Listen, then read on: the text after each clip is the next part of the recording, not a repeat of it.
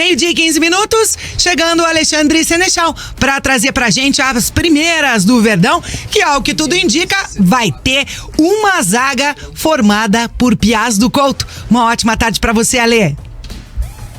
Boa tarde, TT. Boa tarde aos meus amigos presentes aqui no nosso Bate Pronto Curitiba. E um abraço especial a você, nosso ouvinte aqui da Jovem Pan News FM, tanto no rádio no 107.1, como também no nosso YouTube Jovem Pan Grupo RIC.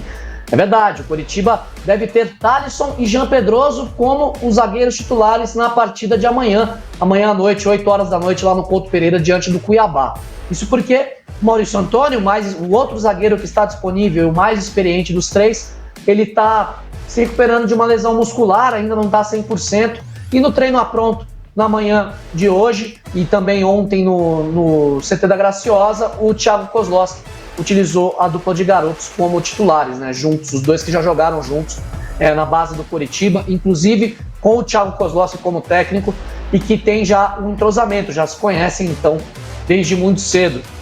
O Jean Pedroso já tem um pouco mais de experiência com a camisa do Curitiba nessa temporada, né? Porque ele vai para sua 6ª partida como titular, enquanto o zagueiro Thalisson, o Jean, que tem 19 anos apenas, né? O Thalisson é um pouco mais velho, tem 21, só que o Thalisson estava fora do Curitiba. Apesar do Thalisson já ter estreado pelo Curitiba antes, né? Quando ele começou sua carreira no Coxa lá em 2021, ele estava emprestado para o Camboriú, ele chegou a ser negociado com o Norwich, acabou não dando certo pelo visto de trabalho, voltou ao Brasil, disputou 12 partidas pela Série D de 2023 pelo time do Camboriú de Santa Catarina e voltou ao Curitiba por um pedido do Thiago Kozlowski, ele gosta muito do jogador, zagueiro de 21 anos, era a última opção para a zaga, né, considerando Henrique, Kusevich, Maurício Antônio, Reinaldo, e por conta de todos os problemas com o Curitiba, com os defensores do Curitiba, para essa partida, ele vai ser titular ao lado do Jean Pedroso. O Curitiba, que não tem o Henrique suspenso, o Kusevich fora ainda um mês por conta de uma fratura no rosto, sofrida por aquela briga com o Diogo Oliveira. Tem o Reinaldo, que está com uma fratura no braço, num choque com o Vitor Luiz lá no mês passado, voltou aos treinamentos, mas ainda não tem condição de jogo, não chegou a fazer treinamento no campo mesmo, de fato, com os outros atletas, os treinamentos mais pesados, né, só algumas atividades leves para o zagueiro Reinaldo. E o Maurício Antônio, uma lesão muscular que o tirou das últimas 2 partidas, também o impede de ter uma condição 100% para amanhã à noite. Então o Maurício Antônio, como não tem outras opções, vai para o sacrifício para o banco de reservas, caso haja uma necessidade, entre joga alguns minutos da partida, mas os titulares serão mesmo Thalisson e Jean Pedroso. E aí o Curitiba está definido, o Curitiba vai ter o Islan Slimani também, que chega hoje à noite aqui na capital paranaense. O Coxa vai com o Gabriel no gol, Natanael na direita, Jean Pedroso e Thalisson, os dois garotos na zaga, e o Vitor Luiz na lateral esquerda, William Farias, Matheus Bianchi e Sebastião Gomes, Marcelino Moreno, volta de suspensão, entra no lugar do Diogo Oliveira, machucado, fora da partida também com uma lesão na panturrilha esquerda, Marcelino Moreno, Robson, e aí o Slimani, expectativa que o Slimani jogue, ele jogou apenas alguns minutos no empate ontem contra o Egito, inclusive marcou um gol no finalzinho, um gol de empate da Argélia. O Slimani jogou cerca de 25 minutos, um pouquinho menos, e marcou um gol. 5º gol do Slimani em 5 jogos seguidos por Coxa e por Argélia. O Slimani chegou hoje à noite à concentração do Coxa, deve estar pronto para a partida de amanhã, deve ser titular do Curitiba. Então é esse o Coxa definido, com 2 garotos na zaga para enfrentar o Cuiabá em busca da 3ª vitória seguida, para chegar um pouco mais perto de sair da zona de rebaixamento e manter vivo o sonho de escapar da 2ª divisão no ano que vem. O Coxa que já chegou a 99% de chance de queda, de acordo com os estudos da Universidade Federal de Minas Gerais, e que agora tem cerca de 91% e pode, com uma vitória contra o Cuiabá, chegar mais próximo ali do Bahia, o primeiro time fora da zona de rebaixamento. Hoje, a distância é de 8 pontos do Bahia, o 16º, para o Coxa, que é o 19º na tabela, TT.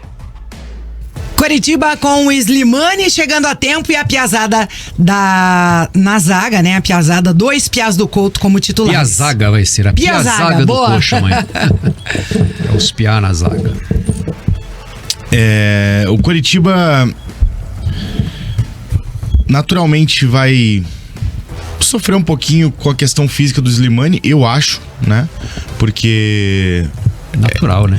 É um pouquinho complicado, né? Porque existe uma situação de cansaço de viagem e tal, apesar de ele ter jogado pouco, né?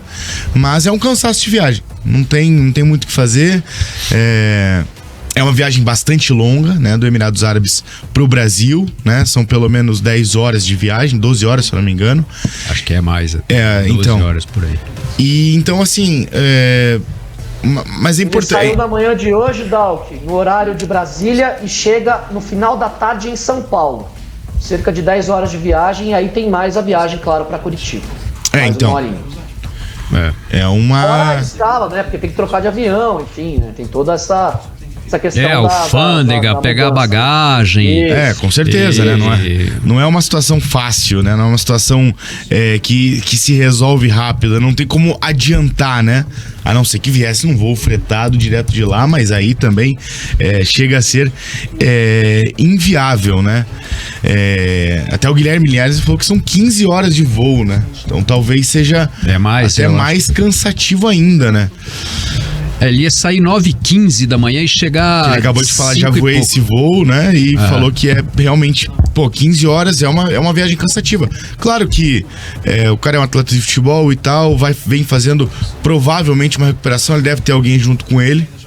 Ele deve vir numa primeira classe ali, na pior das hipóteses, uma executiva, que é um pouquinho mais confortável. E normalmente os times fazem isso de mandar alguém, ou até mesmo algum representante, algum funcionário dele, né, para fazer esse recovery, que é bem importante. E daí uma zaga de 2 meninos. Né, o Jean Pedroso, que esse ano teve oportunidades, e o Thalisson, que teve oportunidades no ano passado, né? E esse ano ele ganhou um pouquinho mais de rodagem profissional, indo pro Camboriú, disputando uma Série D, uma competição muito diferente de jogar no Coritiba, né? De jogar uma Série B ou uma Série A. Então, é um atleta que também ganha uma rodagem e que teve quase a sua ida confirmada pro Norwich, né? Era pra ele ter ido, acabou tendo alguns problemas com essa questão de como jogar no futebol inglês, que às vezes é difícil, né? E ele consegue agora, finalmente, uma oportunidade, né? É um jogo difícil pros dois, porque enfrentam um centroavante chato, que é o Daverson. Né, mas é um jogo importante pro Coritiba. Todos os sentidos, né? Todos os sentidos. O chato, né? William Marcelo dizendo aqui que os volantes do Coritiba vão ter que dar muito suporte para essa zaga. Concorda, Linhares? Não, na verdade, esse suporte já vem sendo dado nesses 2 jogos aí que o Coritiba ganhou, né? A entrada do William Farias e a consistência que o meio-campo adquiriu com o William Farias, o Matheus Bianchi e o Sebastião Gomes, fortaleceu também o sistema, teve reflexos muito positivos no sistema defensivo. O que preocupa é exatamente ter 2 jogadores de pouca experiência num momento tão crucial, importante e decisivo como esse jogo de amanhã contra o Cuiabá. Por quê? Porque além do Coritiba estar nessa situação, o Cuiabá também precisa de pontos, né? O Cuiabá não está assim no refresco total aí em relação aos riscos de rebaixamento. Empatou em casa com o Cruzeiro, o time deu uma boa deslanchada, mas está em declínio aí nas últimas rodadas. Então, eu vejo que o Cuiabá vai vir aqui para Curitiba com a ideia, né? O Cuiabá, a gente olhando no retrospecto, vem aí de uma sequência de 2 derrotas, 2 empates e apenas uma vitória aí no recorte dos últimos 5 jogos, né? O Cuiabá ficou um tempão sem ganhar no retorno, inclusive, então, né? Tem apenas uma vitória no retorno. Tem uma das piores campanhas do retorno, né? Então, isso está causando reflexo. Você lembra que o Cuiabá, no final do turno, estava brigando ali com o Atlético pelo 8º, 7º, 6º lugar, até para entrar no G6, né? Mas aí deu uma estacionada na campanha, mas conquistou pontos suficientes para ter, nesse momento, uma certa tranquilidade em relação à zona do rebaixamento, mas precisa acumular pontos. Eu acho que o Antônio Oliveira, que conhece muito bem o cenário que ele vai enfrentar amanhã, vai tentar tirar o máximo proveito desses conhecimentos que ele tem, né? Do elenco, se bem que mudou muita coisa, né? Mudou muito. Em relação à época dele, mas ele conhece a atmosfera, o ambiente, alguns dos jogadores que vão estar em campo amanhã, que trabalharam com ele, né? Mas enfim, eu vejo um jogo muito preocupante na questão da experiência da dupla de zaga, né? Não discuto a qualidade nem do Thalisson, nem do Jean Pedroso, mas a falta de experiência contra, por exemplo, um Daverson, né, que é um jogador matreiro, é um cara que sabe criar situações no jogo e tal, né? O Cuiabá tem um time bem experiente, né? Tem um time de jogadores bem experientes. Então, é claro que aí vai ser importante o trabalho do William Farias amanhã, como, né, capitão do time, o Bianchi, os laterais darem suporte para o trabalho dos dois zagueiros, para que o Jean Pedroso até tenha uma rodagem um pouco maior aí nesse campeonato, já atuou, né? O Thalisson tá ganhando aí uma oportunidade numa fogueira danada, né? E se o Robson repetir a mesma atuação que ele teve, né, no jogo contra o Atlético Mineiro, o Coritiba pode ter ainda um mecanismo ainda melhor de ataque, né? Porque ele substituiu o Marcelino Moreno nesse caso e foi muito bem, né? Porque parece que ele pegou pra ele, né, a responsabilidade do Moreno de criação, né? E ele conseguiu ajudar muito o Coritiba contra o Galo. E dessa vez vai ter Robson e Moreno. Né? Então, se os dois conseguirem. E o Wesley Mani tá numa fase, né? Fase sensacional. Ontem tá decidiu, ontem empatou o jogo. Fez 2 gols aí nesses 2 amistosos. 2 gols, né? Um gol de pênalti, gol de cabeça. Então, assim, se esses dois conseguirem criar esse mecanismo de ataque realmente, da forma como o Robson fez contra o Galo e que o Marcelino Moreno vem fazendo nos últimos jogos, principalmente no Atletiba, eu vou destacar aqui, né? Destaquei um jogo bom de cada um, mas esses dois de sequência que o Coxa ganhou, vai ter mais facilidade pro Coxa ganhar. Pro Coxa era ótimo que o Cuiabá tivesse vencido o Cruzeiro. Talvez o Cuiabá desse uma descansada, né? Desse uma economizada, entre aspas, né? Porque vencer ali abriria ainda mais gordura e afundaria um pouquinho o Cruzeiro. Só que o empate manteve os dois vivos, né? Foi ruim pros dois, né? Foi ruim pros dois, exatamente. Então o Cuiabá naturalmente vai querer pelo menos empatar. Do lado rubro-negro, o Atlético atrás aí dessa vitória importante amanhã diante do adversário direto, que é o Grêmio, e atrás também do número mágico pra conseguir a vaga direta na Libertadores, com Canóbio, sem Canóbio, e aí? Acho que sem Canóbio, né? Vai ser difícil. A gente tava até vendo aqui, a não ser que o Atlético tenha feito um planejamento pra fretar um voo pro Canóbio. Que aliás, seria o investimento que o Atlético tinha que fazer, né? Poderia. Acabou o jogo. O jogo é muito importante. E assim, a gente pode lembrar que contra o Flamengo não tinha Canóbio. E o Atlético foi lá e surpreendeu muita gente. E meteu um 3-0 no Flamengo, né? E esse talvez seja o jogo que precisa fazer a mesma coisa. Porque o Atlético naquela vitória contra o Flamengo, apesar de não perder, ele vinha num momento de muita instabilidade.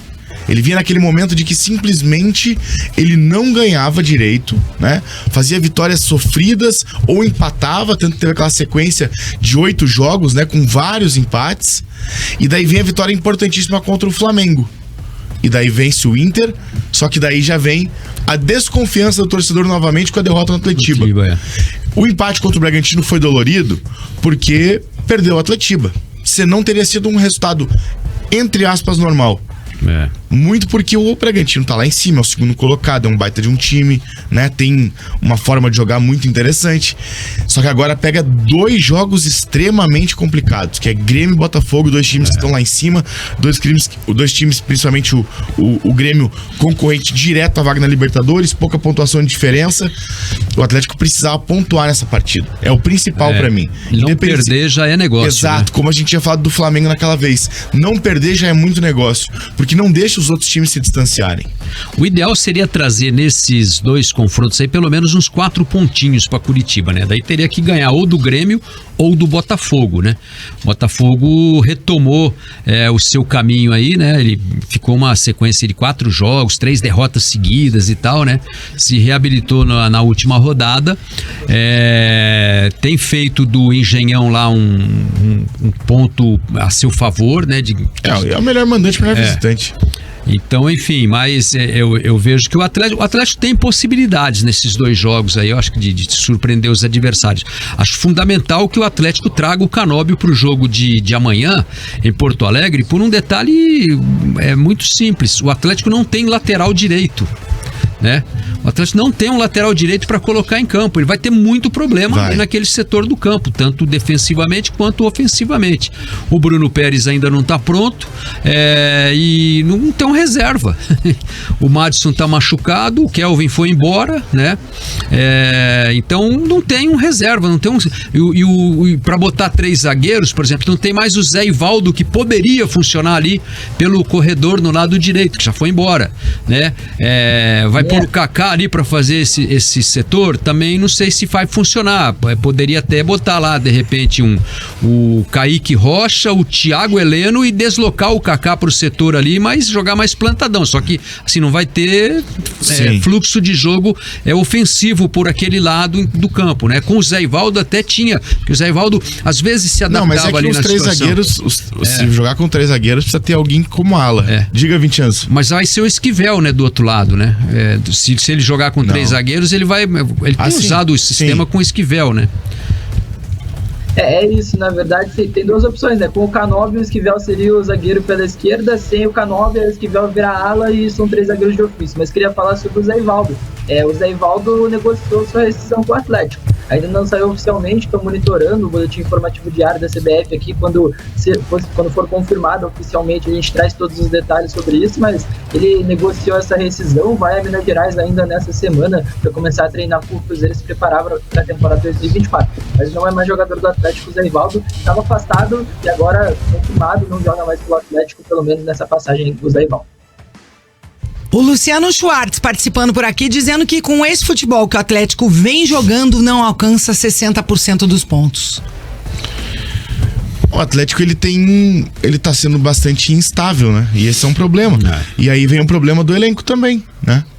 Isso que o Linha falou até da questão de não ter lateral direito e tal, né? É uma situação complicada. E daí você tem que mudar o esquema. O Vincenzo acabou de falar. Se o Canóbio tiver à disposição, o Esquivel joga como zagueiro. Se o Canóbio não tiver à disposição, o Esquivel joga como lateral esquerdo. Como ala, no caso, né? Que daí o Coelho joga pela ala direita.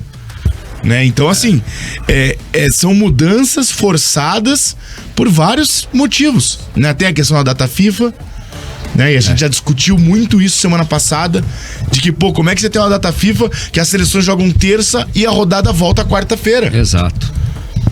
Né? É impossível. Podia voltar quinta, pelo menos, então. Pelo menos dá tempo do cara chegar, eu acho o seguinte, antigamente até a gente tinha as datas FIFAs, eu acho que a data FIFA tinha que ser o seguinte, o jogo é na quarta-feira e o jogo é no domingo, e aí pode voltar a rodada, porque você ocuparia o mesmo lapso de tempo, né? Sim. Porque você para o campeonato no domingo para voltar na outra quarta-feira, né?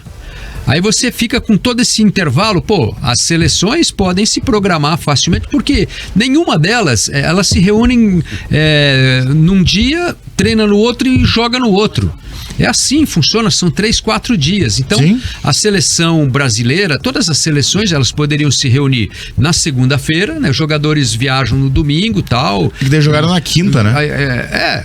Não, e joga daí na quarta-feira e joga no domingo, entendeu? Segunda-feira já tá todo mundo em casa, né? E pronto para jogar na quarta, com tempo para descansar, para fazer um treino regenerativo. Sim. E para ficar à disposição. Agora, não há sentido você pega, por exemplo, fim de semana, o domingo ficou, aí ninguém fez nada no domingo, exatamente. Entende? Então, que é o dia do jogo de futebol. Exatamente. Então, seria muito melhor, por exemplo, você imagina esse jogo que é hoje à noite, terça-feira à noite lá em Montevidéu, você imagina se esse jogo é domingo à tarde em Montevidéu, né? Até para o próprio torcedor do Uruguai ir ao estádio, ir ao jogo, é um horário mais adequado, né? E os clubes teriam uma flexibilidade muito melhor. Só que a CBF, a Comebol, a FIFA, né? Eles cuidam do produto deles, eles estão se lixando para o campeonato brasileiro, argentino, equatoriano, colombiano, mexicano, inglês e qualquer campeonato que seja, né? Então as entidades, na verdade, assim, elas privilegiam o produto delas, né? E os outros que se danem. Então a Confederação Brasileira poderia, né? A Federação Argentina, não sei se eles têm interesse também nisso, né? Porque a CBF também olha hoje para a seleção como o seu produto, não o Campeonato Brasileiro. Infelizmente é assim. né? Então a CBF, a menina dos olhos da CBF é a seleção brasileira. Eles estão se lixando pro campeonato, pra situação dos times, se vão ser prejudicados por causa da data FIFA, se não vai ter o principal jogador pra jogar amanhã, entendeu?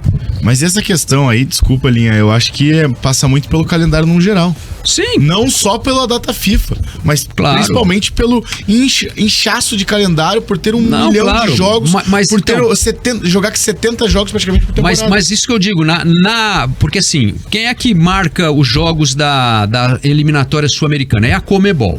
Certo? Sim. Então, as entidades sul-americanas, a AFA, a CBF e tal, elas podiam se reunir com a Conmebol e falar assim, gente, vamos mudar o esquema. A nossa data FIFA vai ser quarta e domingo. Porque a data FIFA compreende o período aí, né? Não é necessariamente obrigatório que jogue na terça e na quinta, entendeu? Mas tem uma regra, eu acho que precisa de um tempo de treinamento. Sim, mas o tempo de treinamento ele é igual. É que são 3 dias. Sim, segunda, terça e joga na quarta, né? Pô, sempre foi assim. Esse negócio, essa regra não pode favorecer assim, um esquema que, entende? Ele atrapalha o outro. Sim. Né? Os clubes são prejudicados, né? Tanto que assim, havia uma época que inclusive a CBF nem convocava jogadores que atuavam no futebol brasileiro e o campeonato continuava normalmente.